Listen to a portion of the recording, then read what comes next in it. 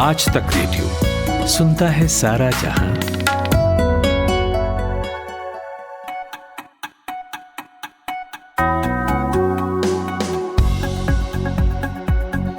नमस्कार। अक्टूबर महीने का दूसरा दिन सोमवार की सुबह आज का दिन सुनना शुरू कर चुके हैं आप मेरे यानी खुशबू कुमार के साथ।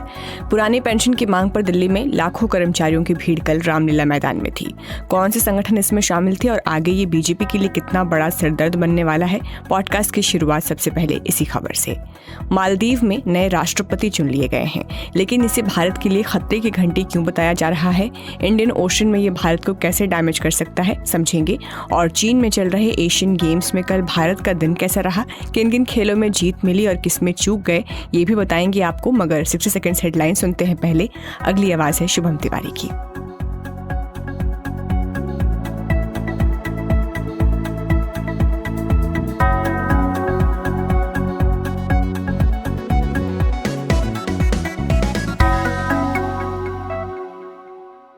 मणिपुर स्टूडेंट्स मर्डर केस में 4 आरोपी गिरफ्तार, इनमें 2 महिलाएं।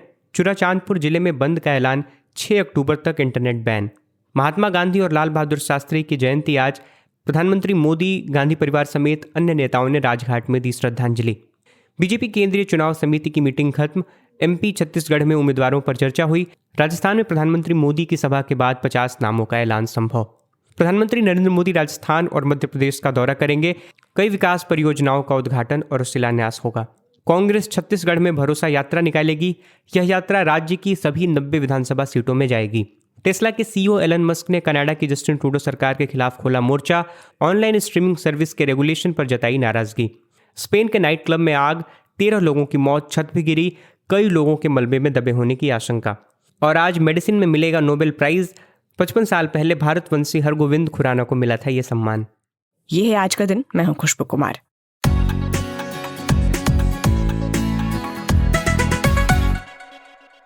कल दिल्ली के रामलीला मैदान में गांधी टोपी पहने लाखों सरकारी कर्मचारियों की भीड़ जमा हुई थी। हाथ में तख्ता जिस पर लिखा था ओल्ड पेंशन स्कीम लागू करो। वही ओल्ड पेंशन स्कीम जिसे मुद्दा बनाकर कांग्रेस हिमाचल प्रदेश की सत्ता में लौटी और जिस पंजाब में वो हारी, वहां सत्ता में आई आम आदमी पार्टी ने भी इसे लागू किया। अब ओल्ड पेंशन स्कीम की कहानी आगे बढ़ी है। रामलीला मैदान में लाखों कर्मचारियों की मौजूदगी इसकी बानगी थी कि लोकसभा चुनाव से ठीक पहले ये मुद्दा बीजेपी के गले की फांस बनने वाली है। कल national movement for old pension scheme से जुड़े संगठन रैली में शामिल हुए। दिल्ली पुलिस ने मैदान में टेंट लगाने की अनुमति नहीं दी। इसके बावजूद कर्मचारियों के टेंट लगे और भाषण भी हुए और पेंशन के नारे भी लगते रहे।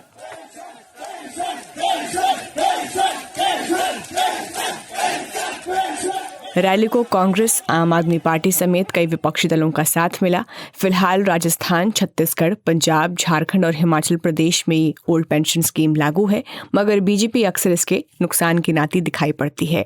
आरबीआई ने भी इशारों में ये बात कही थी कि ओल्ड पेंशन स्कीम का आना राज्यों पर आर्थिक बोझ डालेगा जो उनकी इकोनॉमी प्रभावित कर सकता है। तो सबसे पहले कल रामलीला में हुई रैली की बात करते हैं। कौन कौन से संगठन के लोग इसमें शामिल थे और आने वाले समय में ये बीजेपी के लिए कितना बड़ा सिरदर्द बनने वाली है, यही पूछा हमने दिल्ली में आज तक रेडियो रिपोर्टर राम किंकर सिंह से।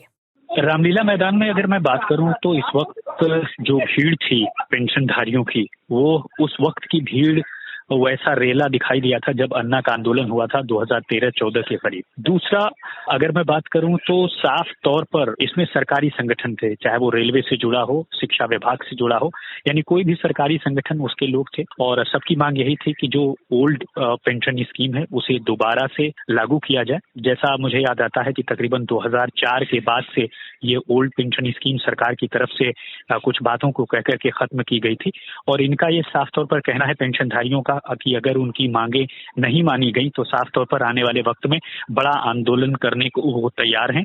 और दिल्ली के रामलीला मैदान में उन्होंने एक तरह से शक्ति दिखाई है, किस तरह से अपनी मांगों को लेकर मुखर हुए हैं। और इनका ये कहना है कि आगे जब चुनावी साल है चूंकि, तो आने वाले अलग अलग राज्यों में वो इस तरह का प्रदर्शन कर सकते हैं। और उनके इस प्रदर्शन को मजदूरों ने और साथ ही साथ जो कामगार मजदूर हैं उनका संग मिला है, साथ मिला है। तो लिहाजा सभी लोग रामलीला मैदान में पहुंचे और अपने तरीके से अपनी शक्ति दिखाई और सरकार पर एक तरह से दबाव बनाने की कोशिश हम कह सकते हैं। 5 राज्यों में रामकिंकर जी ओल्ड पेंशन स्कीम लागू है, तो क्या वहाँ की अर्थव्यवस्था इससे प्रभावित होती भी दिखाई पड़ती है क्या, अगर आंकड़ों के हिसाब से बात करें तो?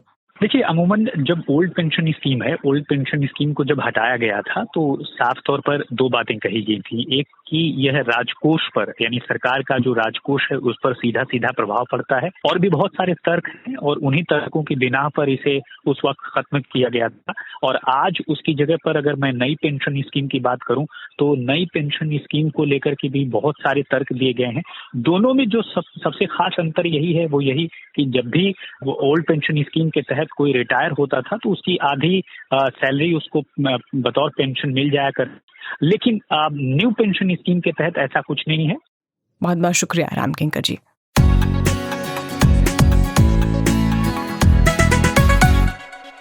हिंद महासागर के बीचों बीच बसा एक आइलैंड नेशन मालदीव भारत का पड़ोसी मुल्क, जहां 1200 छोटे बड़े द्वीप हैं, जिनमें से 16 द्वीपों को चीन ने लीज पर ले रखा है।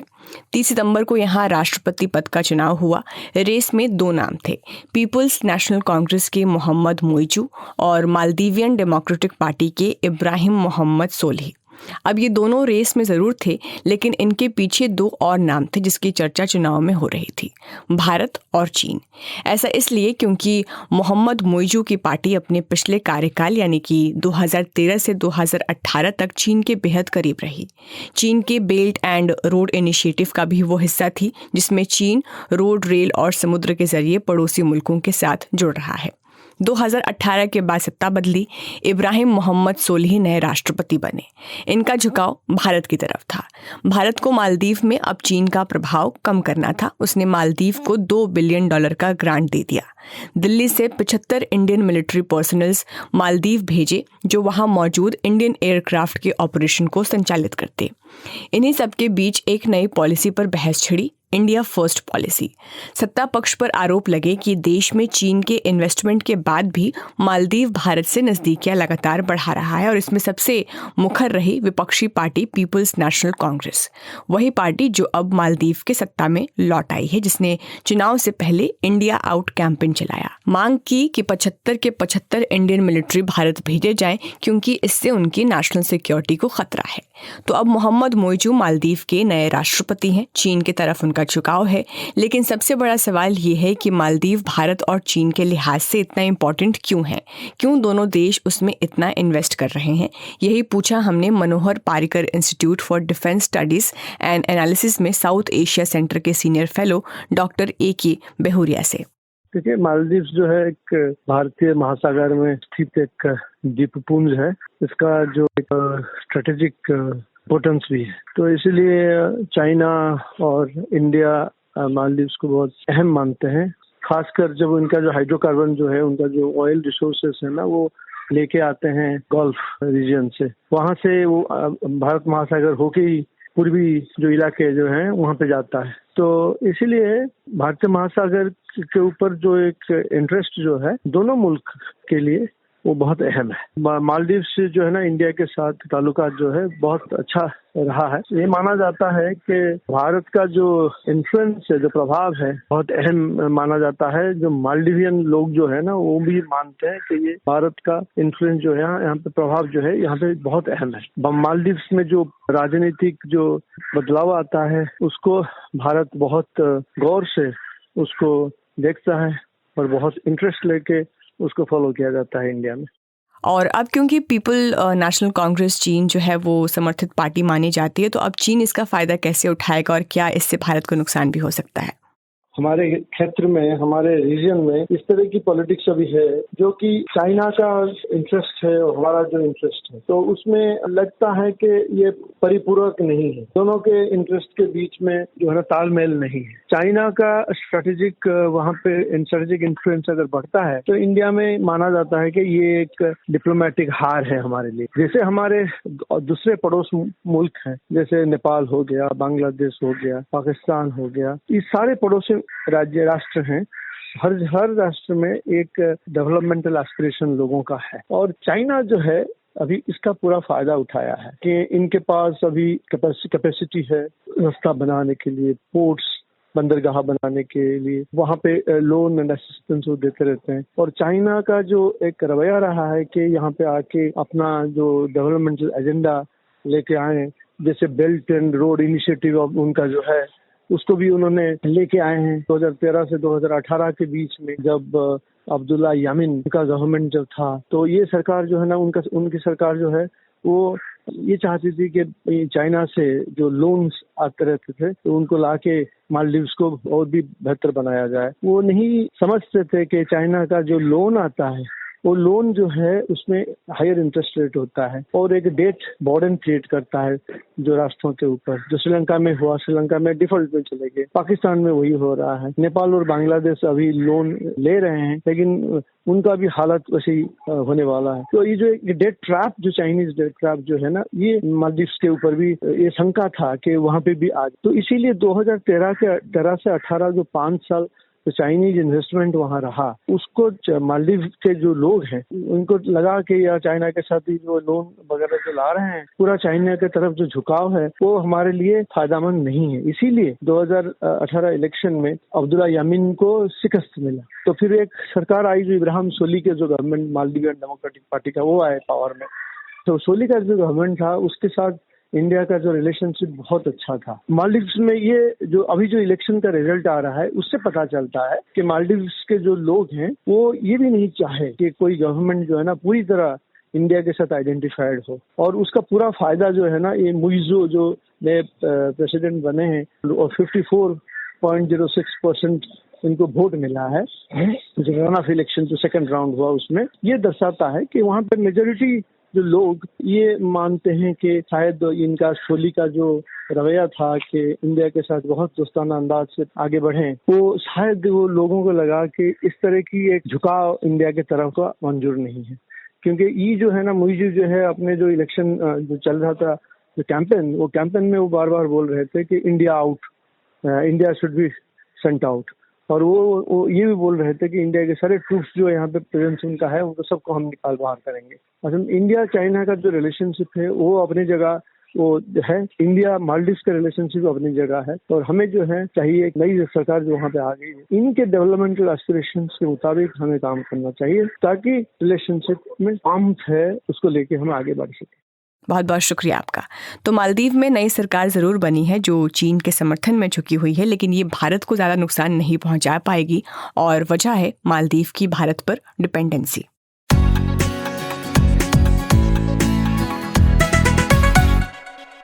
और अब बात करते हैं एशियन गेम्स की, जिसका होस्ट चीन है। कल भारत के हिस्से 15 मेडल्स आए, 3 गोल्ड, 7 सिल्वर और 5 ब्रॉन्ज, जिसके बाद भारत की ओवरऑल मेडल टैली 53 हो गई है। कल लग रहा था कि मेंस बैडमिंटन ग्रुप के हिस्से गोल्ड आएगा, मगर टीम फाइनल में चीन के हाथों हार गई। संतोष सिल्वर से करना पड़ा। मुक्केबाज निखत जरीन महिलाओं के 50 किलोग्राम सेमीफाइनल मुकाबले में हार गई। उन्हें कांस्य पदक से संतोष करना पड़ा। हालांकि शूटिंग में भारत का प्रदर्शन शानदार रहा। महिला टीम ने सिल्वर मेडल जीता और पुरुष टीम ने गोल्ड अपने नाम किया।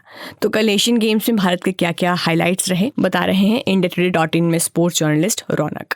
कल का दिन काफ़ी अच्छा था इंडिया के लिए एशियन गेम्स में। हमने टोटल 15 मेडल जीते कल के दिन पे, जिसमें से 3 गोल्ड मेडल थे, 7 सिल्वर मेडल थे, 5 ब्रॉन्ज मेडल थे। इंडिया ने अपनी शुरुआत काफ़ी अच्छे से की थी। सुबह हमने गोल्फ में सबसे पहले 1 सिल्वर मेडल जीता। उसके बाद इंडिया की ट्रैप टीम ने काफ़ी अच्छा प्रदर्शन किया, इंडिविजुअल में भी अपना ब्रॉन्ज आया और टीम इवेंट में फिर अपना गोल्ड मेडल आया। उसके बाद शाम को एथलेटिक्स के सारे इवेंट शुरू हो गए थे, जिसमें इंडिया ने ऑलमोस्ट हर फाइनल के अंदर एक नए कोई मेडल जीता है। उसमें हमारे अविनाश साबले ने 3000 मीटर स्टीपल चेज में गोल्ड मेडल भी जीता है। तेजिंदर सिंह तूर हैं जो पिछली बारी भी एशियन गेम्स में गोल्ड मेडल जीते थे, उन्हें इस बारी फिर से अपना गोल्ड मेडल को डिफेंड किया और इस बारी फिर टाइटल जीता। उसके अलावा लॉन्ग जंप के अंदर मुरली श्री शंकर ने सिल्वर मेडल जीता। जसविन ऑल्ड्रिन के साथ से भी काफ़ी उम्मीदें थी, लेकिन वो इस बारी पोडियम में फिनिश नहीं कर पाए। हमारे वेटरन डिस्कस थ्रोअर हैं 40 ईयर ओल्ड सीमा पूनिया जी, उनने भी इस बारी फिर से ब्रॉन्ज मेडल जीता एशियन गेम्स में। अच्छा प्रदर्शन था काफ़ी इंडिया का। टोटल अपनी टैली भी 50 मेडल्स के ऊपर जा चुकी है। अब इंडिया के पास 53 मेडल्स हो गए हैं एशियन गेम्स में। चौथे स्थान पे हैं हम ओवरऑल रैंकिंग्स में। उनमें से 53 में से 13 गोल्ड मेडल हैं, 21 सिल्वर मेडल हैं और 19 ब्रॉन्ज मेडल हैं अभी तक इंडिया के। रौनक, आज कौन कौन से स्पोर्ट्स में भारत को मेडल की उम्मीद दिख रही है? आज एक तो आर्चरी शुरू हो जाएगा। आर्चरी के कुछ 180 इवेंट होने वाले हैं आज के दिन पे, जिसमें से इंडिविजुअल इवेंट्स होंगे, क्वालिफाइंग इवेंट्स भी होंगे, तो उसमें इंडिया के काफ़ी अच्छे चांसेस हैं। एथलेटिक्स कंटिन्यू करेगा आज फिर से। विमेंस के लॉन्ग जंप इवेंट होंगे, मेंस डिस्कस होगी, मेंस और विमेंस के 200 मीटर की फाइनल रेसेस भी होंगी आज। मेंस 110 मीटर हर्डल्स होगी और 4x400 मीटर्स की मिक्स्ड रिले का भी आज फाइनल होने वाला है। उसके अलावा बैडमिंटन में कल इंडियन टीम चाइना के साथ काफ़ी अच्छी टक्कर हुई थी उनकी फाइनल में, ऑल्दो हम हार गए 3-2, लेकिन हमने काफी अच्छी टक्कर दी थी चाइना को। आज बैडमिंटन के इंडिविजुअल इवेंट शुरू हो जाएंगे, तो लक्ष्य सेन, एच एस प्रणॉय, ये सारे आपको एक्शन में दिखेंगे आज। इंडिया अपना फाइनल हॉकी का गेम भी खेलेगी, फाइनल पूल गेम खेलेगी। इंडिया अभी तक अपने सारे मैच जीत चुकी है हॉकी में। हमने उज्बेकिस्तान को 16-0 हराया, उसके बाद हमने सिंगापुर को 16-1 हराया, जापान को 4-2 हराया, अभी 2 दिन पहले हमने पाकिस्तान को 10-2 हराया था। तो अभी अपना बांग्लादेश के साथ फाइनल मैच होने वाला है आज पूल ए का। ऑल्दो हम ऑलरेडी क्वालिफाई कर गए हैं, लेकिन ये फाइनल ग्रुप गेम है। उसके अलावा स्क्वॉश के भी आज इंडिविजुअल इवेंट शुरू हो जाएंगे। इंडिया टीम ने पाकिस्तान को हराया था 2 दिन पहले स्क्वॉश के मेंस टीम फाइनल में। तो हाँ, इन सारी जगहों से आज फिर काफ़ी सारे मेडल्स आ सकते हैं इंडिया के लिए। शुक्रिया रौनक, हमसे बातचीत करने के लिए। और अब नजर डालते हैं देश विदेश के अखबारों की सुर्खियों पर। शुभम तिवारी हमारे साथ हैं। Good morning Shubham. Good morning.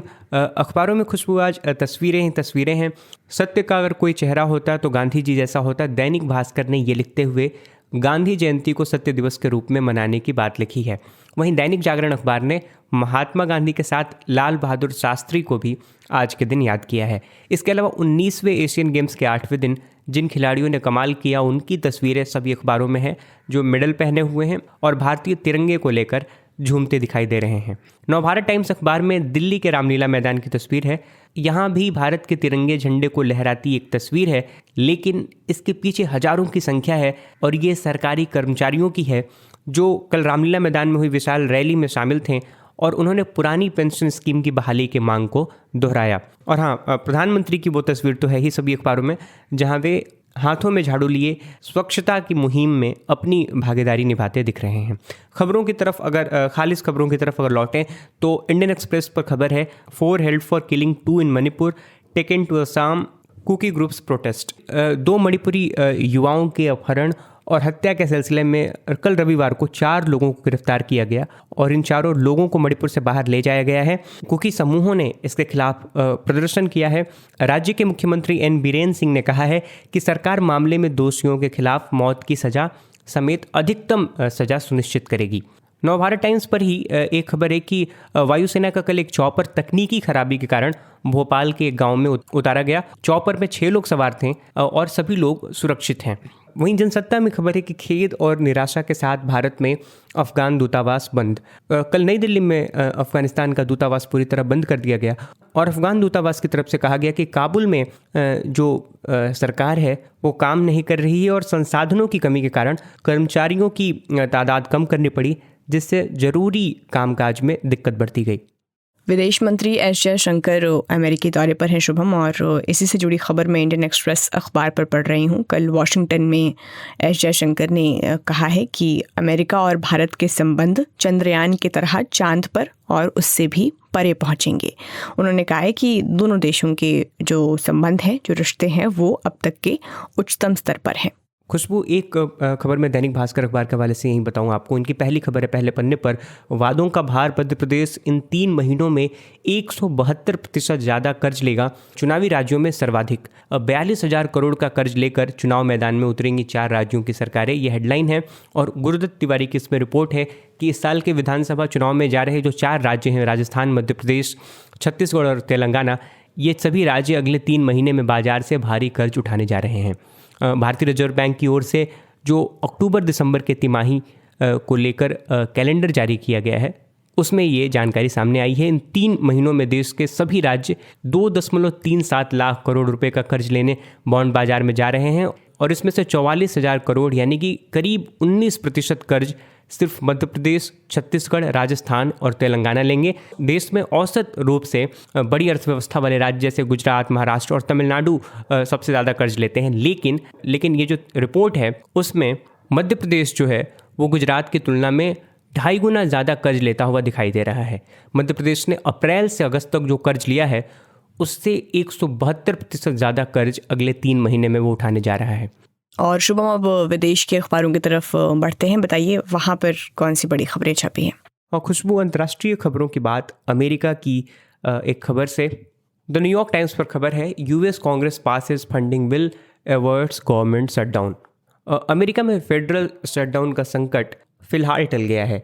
अमेरिकी संसद के दोनों सदनों में शटडाउन संकट टालने के लिए समझौते पर कल मंजूरी बन गई। तो इस तरह सरकारी कामकाज चलाने के लिए जो ज़रूरी खर्च है उसके नवंबर के आधे महीने तक के फंड को मंजूरी मिल गई है। लेकिन इसमें यूक्रेन के लिए नई मदद का खर्चा शामिल नहीं है। एक खबर द गार्डियन पर है कि at least 13 people dead after fire eight Spanish night club. Spain के दक्षिण पूर्व में शहर है मुर्खिया। यहाँ कल नाइट क्लब में एक आग लगी और इसमें 13 लोगों की मौत की खबर है। द गार्डियन अखबार का कहना है कि जिस समय आग लगी उस समय नाइट क्लब में भीड़ थी और अखबार ने अधिकारियों के हवाले से छापा है कि मरने वालों की तादाद और बढ़ने की आशंका है। कम से कम 14 लोग अब तक लापता बताए जा रहे हैं और पुलिस के मुताबिक ये आग ला फोंडा नाम के नाइट क्लब में लगी और फिर आसपास के दूसरे क्लबों में भी फैल गई। एक खबर अल जजीरा के हवाले से, Turkey says PKK targets in north Iraq destroyed after Ankara suicide attack. कल तुर्की की राजधानी अंकारा में पुलिस मुख्यालय पर आतंकी हमला हुआ और ये संसद के बेहद करीब ये धमाका हुआ और इस हमले में एक सुसाइड बॉम्बर ने खुद को उड़ा लिया जबकि दूसरे को सुरक्षा बलों ने ढेर कर दिया। इस ब्लास्ट में 2 पुलिस अधिकारियों के भी घायल होने की खबर है। अल जजीरा ने लिखा है कि पीकेके यानी कि जो प्रतिबंधित कुर्दिस्तान वर्कर्स पार्टी है उसने इस हमले की जिम्मेदारी ली है और इसके बाद पीकेके के करीब 20 टारगेट्स पर 20 ठिकानों पर तुर्की के वॉर प्लेन्स ने हमले किए हैं और ये सब के सब उत्तरी इराक के इलाकों में ठिकाने थे। स्लोवाकिया चर्चा में है अपने चुनाव के कारण। Populist party wins vote but needs allies for coalition. BBC पर खबर है और मध्य यूरोप का ये देश है और यूक्रेन से सटा हुआ है, इसलिए काफ़ी ज़्यादा अहम है। स्लोवाकिया में रूस समर्थक पार्टी की संसदीय चुनाव में जीत हुई है। पूर्व प्रधानमंत्री रॉबर्ट फीको के नेतृत्व वाली जो पार्टी है वो इस चुनाव को जीत गई है और स्लोवाकिया नेटो सदस्य देश है और यूक्रेन युद्ध में यूक्रेन की मदद कर रहा है। लेकिन रॉबर्ट फीको ने चुनाव जीतने पर यूक्रेन की मदद रोकने का वादा किया था। तो इस तरह स्लोवाकिया में एक रूस की समर्थक नेता की या यूँ कहें कि यूक्रेन विरोधी नेता की जीत हुई है, लेकिन उन्हें सरकार बनाने के लिए सहयोगियों की आवश्यकता पड़ेगी। तो ये कुल मिलाकर वे अंतर्राष्ट्रीय खबरें हैं जो कि BBC, Al Jazeera, New York Times, the Guardian और ढेर सारी जगहों पर देखी पढ़ी जा रही है। Thank you Shubham. और 2 अक्टूबर की तारीख इतिहास की गलियों में क्यों आबाद है, आइए ये भी जान लेते हैं। पूरी दुनिया को अहिंसा का महत्व समझाने वाले महात्मा गांधी का जन्म आज ही के दिन 1869 को पोरबंदर में हुआ था। 1904 में भारत के दूसरे प्रधानमंत्री लाल बहादुर शास्त्री का जन्म हुआ। भारत में सामुदायिक विकास कार्यक्रम की शुरुआत 1952 में हुई। बम्बई यानी अब मुंबई में शिपिंग कॉरपोरेशन ऑफ इंडिया का गठन 1961 में आज ही के दिन हुआ था। 1982 में ईरान की राजधानी तेहरान में बम विस्फोट से 60 मरे और 700 लोग घायल हुए थे। तो इसी के साथ वक्त हो गया है आज का दिन पॉडकास्ट यहीं ख़त्म करने का। कैसा लगा आपको बताइएगा ज़रूर। हमारा पता है radio@aajtak.com। शो को प्रोड्यूस किया है सूरज कुमार ने, साउंड डिज़ाइन कपिल देव सिंह का रहा। मेरा नाम खुशबू कुमार है। अगली मुलाकात आपसे 10 बजे के न्यूज़ बुलेटिन में होगी। और हाँ, आज तक रेडियो का व्हाट्सएप चैनल भी आ गया है, तो वहाँ भी आप हमसे जुड़िए। अब मुझे दीजिए इजाज़त। नमस्कार।